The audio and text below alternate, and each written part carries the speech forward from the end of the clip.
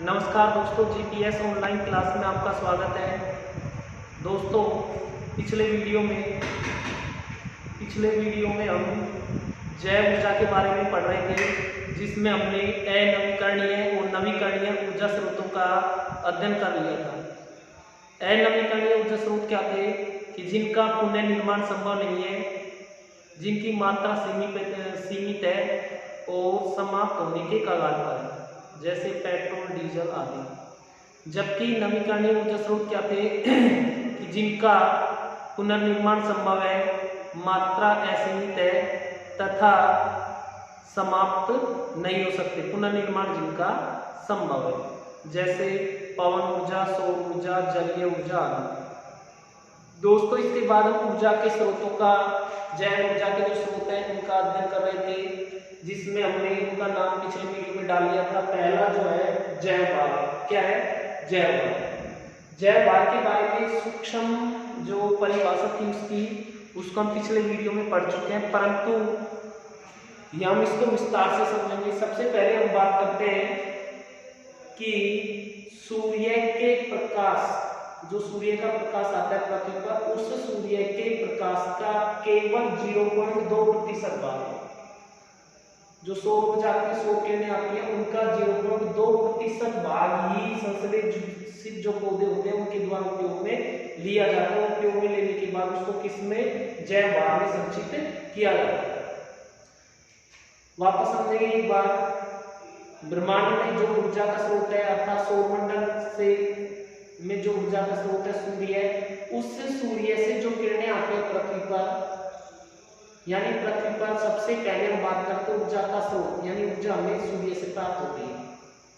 यदि सूर्य नहीं होगा तो ऊर्जा निर्माण असंभव है, क्योंकि सूर्य से आने वाली जो किरणें हैं, उन किरणों का उपयोग पौधे प्रकाश संश्लेषण में करते हैं। प्रकाश संश्लेषण में करने के बाद भोजन बनाते हैं, तो उस भोजन को अन्य जीव खाते हैं। इस प्रकार से क्या होगा? पौधे सूर्य के प्रकाश की उपस्थिति में ऊर्जा ग्रहण कर रहे हैं, ऊर्जा का निर्माण कर रहे हैं, और अन्य जीव क्या कर रहे हैं? पौधों से ऊर्जा ले रहे हैं। तो कहने का मतलब यह है कि जो सूर्य का प्रकाश है वो ऊर्जा का एक स्रोत है। तो पृथ्वी पर जो सूर्य का प्रकाश आता है उसका केवल 0.2%, उसका कितना? केवल 0.2% भाग ही संश्लेषित पौधों द्वारा उपयोग में लिया जाता है, और उपयोग में लेने के बाद उसे क्या किया जाता है? संचित किया जाता है। वैसे प्रकाश संश्लेषण वे जो पदार्थ होते हैं जिनकी उत्पत्ति प्रकाश संश्लेषण के द्वारा होती है, जैव भार कहलाते हैं। चाहे वो जीव पदार्थ हो या उनके द्वारा अपशिष्ट पदार्थ हो, सभी जैव भार में सम्मिलित किए जाते हैं। तो सबसे पहले सूक्ष्म हम देखेंगे जैव भार क्या है, यानी बायोमास क्या है। जैव ऊर्जा का मूल स्रोत सूर्य का प्रकाश है। जैव ऊर्जा का मूल स्रोत क्या है? सूर्य का प्रकाश। ठीक है। यदि सूर्य का प्रकाश पृथ्वी पर नहीं आएगा तो जैव ऊर्जा का निर्माण असंभव है। तो सूर्य का जो प्रकाश है, जैव ऊर्जा का मुख्य स्रोत है। पृथ्वी पर पहुंचने वाली सौर ऊर्जा, पृथ्वी पर जो सौर ऊर्जा पहुंचती है उसका 0.2% भाग, उसका कितना? 0.2% भाग प्रकाश संश्लेषित पौधों द्वारा जैव भार में संश्लेषित होता है। जो सौर ऊर्जा आती है, सौर ऊर्जा का 0.2% भाग है, वो प्रकाश संश्लेषित पौधों द्वारा जैव भार के रूप में संचित होता है। अब हम बात करते हैं जैव भार क्या है। वे सभी पदार्थ जिनकी उत्पत्ति प्रकाश संश्लेषण द्वारा होती है। किससे होती है? प्रकाश संश्लेषण द्वारा होती है, जैव भार कहलाते हैं। क्या कहलाते हैं? जैव भार। जिनकी उत्पत्ति किससे होती है? प्रकाश संश्लेषण से। तो वे पदार्थ जिनकी उत्पत्ति प्रकाश संश्लेषण से होती है क्या कहलाते हैं? जैव भार। क्या कहलाते हैं? जैव भार। अब हम बात करते हैं कि जैव भार के अंतर्गत किन किन पदार्थों को रखा गया है। तो पहला तो सभी जीवित पदार्थ, उसके साथ साथ उनके द्वारा जो अपशिष्ट या उनके जो अपशिष्ट है उनको किसमें सम्मिलित किया गया है? ऊर्जा की प्राप्ति के स्रोतों में सम्मिलित किया गया है। तो यह देखेंगे हम, जैव भार में वे सभी जीवित पदार्थ या उनके अपशिष्ट सम्मिलित किए जाते हैं जो ऊर्जा प्राप्ति के स्रोत है। जो किसके स्रोत हैं? ऊर्जा प्राप्ति के। जैसे हम बात करते हैं कौन कौन से अपशिष्ट पदार्थ हैं। पहला जो पदार्थ है लिग्नोसेलुलोज युक्त पादप। लिग्नोसेलुलोज युक्त पादप ऊर्जा का स्रोत है। ऐसे पादप कौन से हैं जैसे यूकेलिप्टस, मक्का, गन्ना, चुकंदर, चुकंदर में लिख सकते हैं, ठीक है। ये क्या है, जैव ऊर्जा प्राप्ति के स्रोत। क्या है, जैव ऊर्जा प्राप्ति के स्रोत। लिग्नोसेलुलोज पादप है, कौन से यूकेलिप्टस है, मक्का है, चुकंदर है, गन्ना है आदि सेलुलोज पादप है, ठीक है। अब हम बात करते हैं जलीय पादप। जलीय पादप में वे भी ऊर्जा प्राप्ति के स्रोत हैं जैसे जलकुंभी। क्या, जलकुंभी। जलकुंभी भी ऊर्जा प्राप्ति का एक साधन है, ठीक है। इसके बाद हम बात करते हैं अपशिष्ट पदार्थ। अपशिष्ट पदार्थ क्या होते हैं, जिनका कोई लाभकारी उपयोग नहीं होता है, अपशिष्ट के रूप में होते हैं जो, तो वे अपशिष्ट पदार्थ भी ऊर्जा प्राप्ति का एक माध्यम है। कैसे, जैसे घास, कूड़ा करकट, पादप अवशेष, गोबर आदि। इनसे क्या होता है, घास, कूड़ा करकट को जला के ऊर्जा प्राप्त की जा सकती है। इसके अतिरिक्त पादप अवशेषों को जला के ऊर्जा प्राप्त की जा सकती है, जबकि गोबर से बायोगैस प्राप्त की जाती है। गोबर गैस संयंत्र में गोबर डाल के क्या उत्पन्न कर लेते हैं, बायोगैस। तो ये क्या है, ऊर्जा प्राप्ति के स्रोत। कितने, हमारे यहाँ पर 3 दिए गए हैं। एक तो लिग्नोसेलुलोज पादप कौन कौन से हैं, यूकेलिप्टस है, मक्का, गन्ना, चुकंदर आदि, ठीक है। दूसरा जो हमारे यहाँ दिया गया है जलीय पादप। ये तो कैसे पादप थे, स्थलीय पादप। ये पादप कैसे थे, स्थलीय यानी जमीन पर उगने वाले। ये अगला जो दिया हमारे उदाहरण किसका दिया, जलीय पादप का, यानी पानी में उगने वाले। तो कौन सा दिया इसमें, जलकुंभी। कौन सा, जलकुंभी। अगला जो दिया अपशिष्ट पदार्थ। अपशिष्ट पदार्थ में क्या, घास, घास के बाद कूड़ा करकट, यानी इनको जला के भी ऊर्जा प्राप्त कर सकते हैं। पादप अवशेष, पादप अवशेषों में गोबर,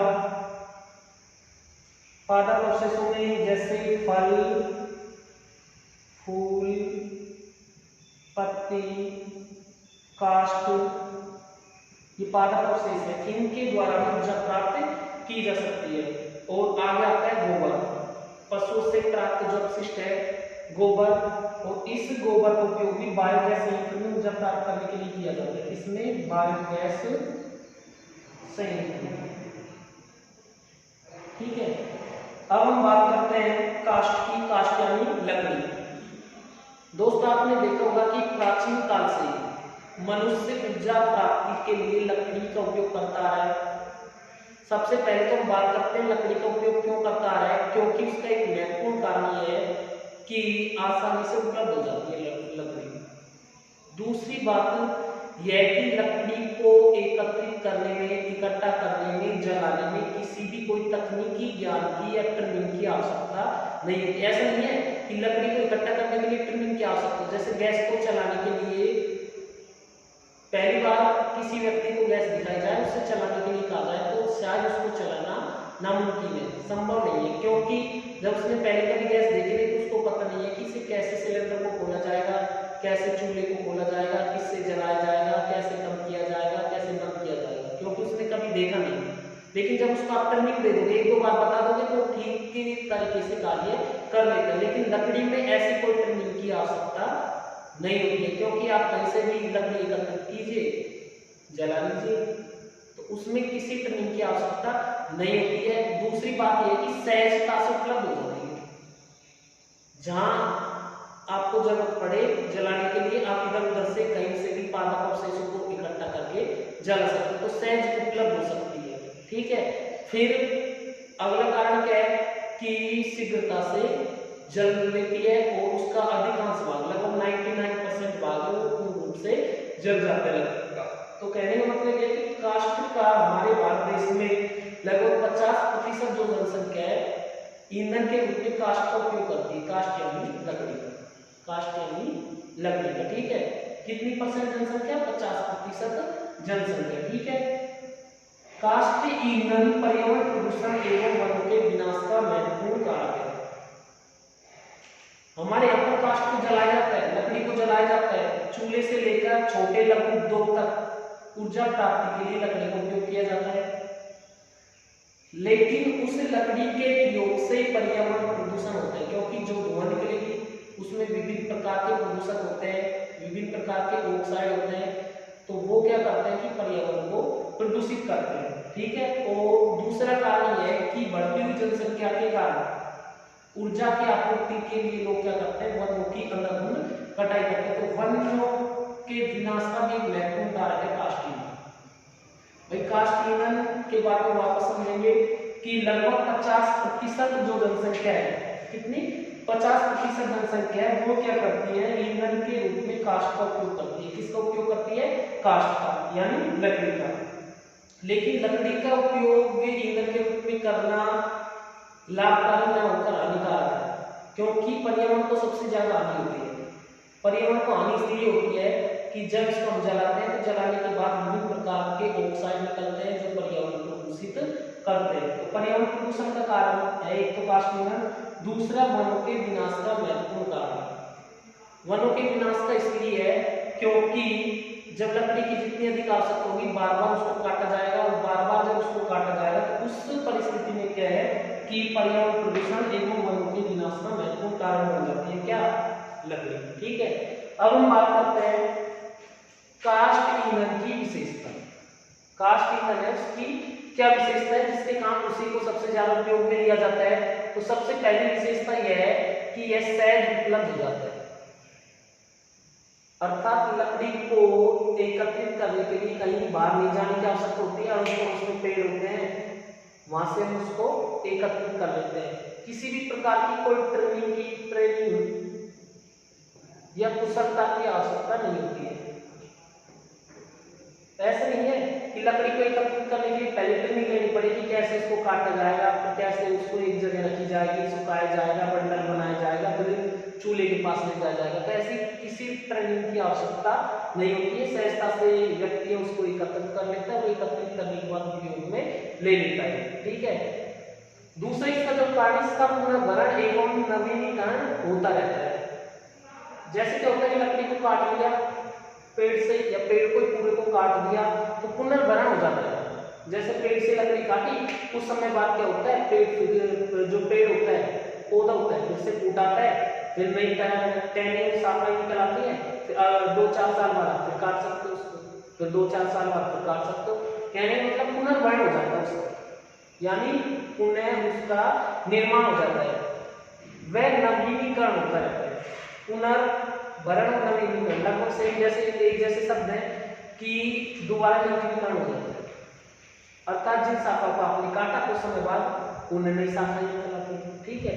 अब हम बात करते हैं अनेक पादप जातियों का उपयोग ईंधन के रूप में किया जाता है। हमारे भारत देश में अनेक पादप जाति हैं, बहुत से पादप और सभी पादपों का उपयोग लगभग जलाने के लिए किया जाता है। तो पादप अधिक उपलब्ध है, पौधे अधिक उपलब्ध है, तो उस परिस्थिति में पौधों का उपयोग अधिकाधिक जलाने के लिए किया जाता है। ठीक है। अगला क्या है, शुद्ध काष्ठ का 99% भाग ज्वलनीय होता है। ज्वलनीय का मतलब जलाना, अर्थात जैसे हमने लकड़ी को जलाना शुरू किया तो बहुत कुछ भाग शेष रहता है, बहुत कम। कैसे, जैसे हमने लकड़ी को जलाया तो पूर्ण रूप से जल जाती है, उसका कुछ परसेंट भाग, लगभग 1% भाग ही बिना जला रहता है, बाकी 99% भाग पूर्ण रूप से जल जाता है। ठीक है। ऊर्जा भी अधिक मात्रा में प्राप्त होती है, क्योंकि जितनी अधिक लकड़ियां चूल्हे के अंदर लगाई जाएगी या जलने वाले स्रोत में डाली जाएंगी, जितनी ज्यादा उतनी ज्यादा ऊष्मा प्राप्त होगी। तो उसके कारण क्या है कि काष्ठ ईंधन को उपयोग में लिया जाता है, यानी लकड़ी के ईंधन को उपयोग में लिया जाता है। क्या क्या कारण है, एक तो सहज उपलब्ध हो जाता है, किसी ट्रेनिंग की आवश्यकता, कुशलता की आवश्यकता नहीं होती एकत्र करने में। पुनर्भरण और नवीनीकरण संभव है, यानी कि जब हम पेड़ को काट देते हैं तो कुछ समय बाद पेड़ क्या करता है, अपनी क्षतिपूर्ति कर लेता है, तो नवीनीकरण हो जाता है। अनेक पादप जातियों का उपयोग ईंधन के रूप में किया जाता है। हमारे भारत देश में क्या है, बहुत सी पादप जातियां और लगभग अधिकांश पादप जातियों का उपयोग जलाने के लिए किया जाता है। अगला जो इसका मेन बिंदु है वो क्या है कि शुद्ध काष्ठ का 99% भाग ज्वलनीय होता है, यानी शुद्ध काष्ठ सूखी हुई है उसका 99% भाग ज्वलनशील होता है। लकड़ी को सूखने में भी इतना समय नहीं लगता है कि कई वर्ष लग जाए, ऐसा कुछ नहीं है। काटने के कुछ समय बाद सूख जाते हैं, तो सूखने में भी समस्या नहीं आती, जिसके कारण काष्ठ ईंधन का अधिक से अधिक उपयोग किया जाता है। अब हम बात करते हैं उत्तम ईंधन काष्ठ के गुण। उत्तम ईंधन, अच्छा ईंधन वाली जो लकड़ी है उसके क्या गुण होने चाहिए? तो सबसे पहले हम बात करते हैं दहन क्षमता उच्च, यानी जो उसकी जलने की क्षमता है। दहन क्षमता यानी जलने की क्षमता।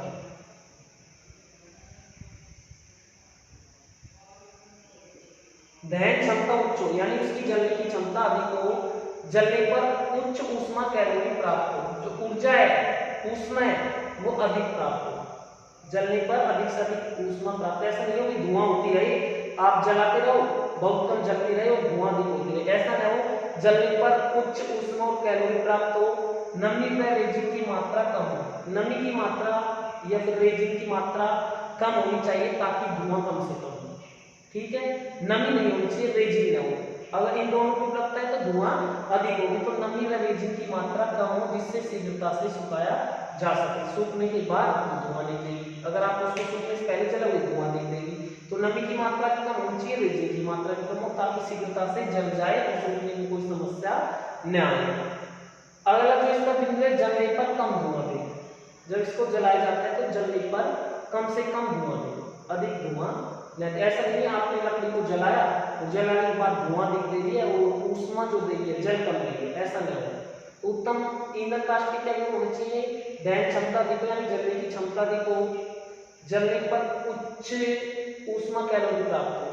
ठीक है, नमी व रेजिन की मात्रा कम हो जिससे शीघ्रता से सुखाया जा सके। ठीक है, जलने पर कम धुआं, ऐसा नहीं हो कि जलने पर अधिक धुआं दे, धुआं कम से कम दे। अब हम बात करते हैं उत्तम ईंधन काष्ठ वाले पादप। हमारे भारत में पौधों की कोई कमी नहीं है, वृक्षों की कमी नहीं है, लकड़ी वाले पादप बहुत है हमारे यहाँ पर। फिर भी कुछ पादप ऐसे हैं जिनका जलाने के लिए सर्वाधिक उपयोग किया जाता है, अर्थात अधिकांश जनसंख्या उन्हीं पौधों को जलाने के लिए उपयोग में लेती है या अच्छे जलते हैं, साथ साथ उनके उत्तम ईंधन काष्ठ के गुण होते हैं। ऐसे कौन कौन से पादप हैं? सबसे पहले हम बबूल की बात करते हैं। किसकी? बबूल मरुद्वीप पादप है, काष्ठीय पादप है। वानस्पतिक जो नाम है इसका एकेसिया नीलोटिका। बबूल का वानस्पतिक नाम एकेसिया नीलोटिका। इसको अधिकांश जनसंख्या द्वारा बबूल को जलाने के लिए काम में ली जाती है।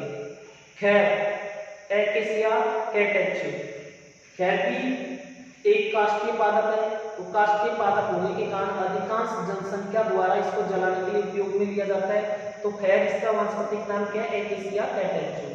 इसके बाद आम, सबसे अच्छा तो बबूल को माना जाता है, लेकिन उसके बाद आम को भी जलाने के लिए काम में लिया जाता है। इसका जो वानस्पतिक नाम है मैंजीफेरा इंडिका, भारतीय आम की जाति है ये। ठीक है, नाम क्या है वानस्पतिक? Mangifera indica. और इसके बाद धोकड़ा, जो धोक बोला जाता है सामान्य भाषा में, उसका वानस्पतिक नाम एनोजिसस पेंडुला। इसको भी अधिकांश जनसंख्या द्वारा उपयोग में लिया जाता है। ऐसे पादप है जिनका उपयोग उत्तम ईंधन काष्ठ के रूप में किया जाता है, यानी इनमें काष्ठ अधिक होती है जिसके कारण इनका लगभग 99% भाग जल जाता है, कम धुआं होती है, प्रदूषण भी कम होता है। तो दोस्तों आज के वीडियो में इतना ही। यदि आपको हमारा ये वीडियो पसंद आया तो हमारे YouTube चैनल को सब्सक्राइब करना न भूलें। धन्यवाद।